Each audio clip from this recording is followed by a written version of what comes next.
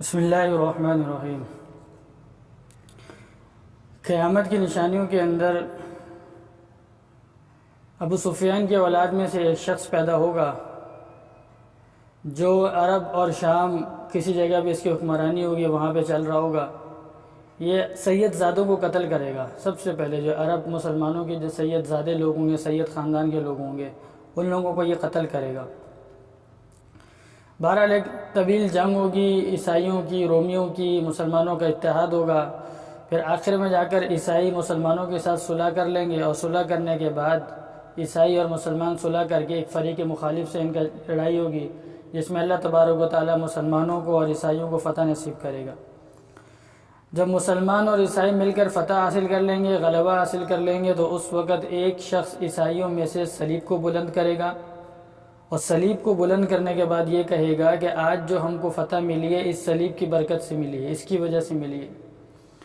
پھر مسلمانوں میں ایک نوجوان کہے گا نہیں، اس کو مارے گا، پیٹے گا، اور کہے گا نہیں، آج دین اسلام غالب آ گیا، اور آج اس اسلام کی برکت سے، اس قرآن کی برکت سے اللہ تبارک و تعالیٰ نے ہم کو فتح دیا۔ پھر مسلمان اور عیسائی جو ان دو آپس میں صلح ہوئی تھی ان دونوں کی، اور مل کر لڑائی کر رہے تھے، ان دونوں کی آپس میں لڑائی شروع ہو جائے گی۔ مسلمان اپنے لوگوں کو، اپنی قوم کو پکاریں گے، عیسائی اپنی قوم کو پکاریں گے، اور مسلمانوں میں اور عیسائیوں میں ایک خانہ جنگی کا منظر برپا ہو جائے گا۔ مسلمانوں کا بادشاہ اسلام شہید ہو جائے گا، عیسائی ملک پر قابض ہو جائیں گے، اور باقی ماندہ جو مسلمان ہوں گے، جو کچھ مسلمان بچیں گے، وہ مدینہ منورہ کا رخ کر لیں گے۔ عیسائیوں کی حکومت اس وقت پھیلتی چلی جائے گی، اور خیبر تک، مدینہ منورہ کے قریب جو خیبر ہے، اس خیبر تک عیسائیوں کی حکومت آ جائے گی۔ اس وقت مسلمان تجسس کے اندر ہوں گے، پریشانی کے عالم کے اندر ہوں گے کہ کسی طریقے سے امام مہدی علیہ السلام کو تلاش کرے اور امام مہدی علیہ السلام کے ہاتھ پر بیعت کر لیں۔ جس وقت بادشاہ مسلمان شہید ہوگا اور عیسائیوں کی حکومت پھیلے گی، مسلمانوں کی حکومت ختم ہو جائے گی، عیسائیوں کا غلبہ ہو جائے گا، اس وقت عیسیٰ علیہ السلام، امام مہدی علیہ السلام مدینہ منورہ کے اندر ہوں گے۔ حدیث ابو داؤد کی حدیث ہے، اس خوف سے کہ کہیں مجھے حکمراں نہ بنا دیں، مجھے اپنا سرپرست نہ بنا دیں، وہ مدینے سے کوچ کر کے مکہ آئیں گے، اور اس زمانے کے جتنے اولیاء اللہ ہوں گے، ابدال ہوں گے، حضرت امام مہدی علیہ السلام کی تلاش میں ہوں گے کہ انہیں اپنا امیر بنا کر عیسائیوں کے خلاف مقابلہ کریں۔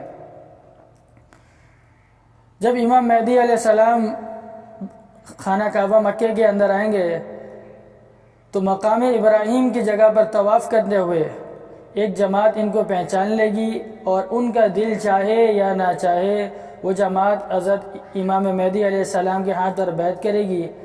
حدیث کے اندر آتا ہے کہ جس سال حضرت امام مہدی سے لوگ بیعت کریں گے، اس کی سب سے بڑی نشانی یہ ہوگی کہ اس سے گزشتہ رمضان المبارک میں، رمضان کے مہینے کے اندر، سورج کو بھی اور چاند کو بھی، دونوں کو گرہن لگ چکا ہوگا۔ یعنی ایک ہی مہینے کے اندر رمضان المبارک میں سورج گرہن بھی ہوگا، چاند گرہن بھی ہوگا۔ یہ اس بات کی سب سے بڑی نشانی ہوگی کہ اب لوگ امام مہدی کے ہاتھ پر بیعت کریں گے۔ اور بیعت سے متعلق آسمان سے یہ آواز آئے گی کہ ھذا خلیفۃ اللہ المہدی فاستمعوا لہ واطیعوا، کہ یہ اللہ کا خلیفہ مہدی ہے، اس کے ہاتھ پر بیعت کرو، اس کی اطاعت کرو۔ ابو داؤد شریف کے اندر ہے کہ حضرت امام مہدی علیہ السلام کی چند نشانیاں بتائی گئی ہیں کہ امام مہدی علیہ السلام کیسے ہوں گے۔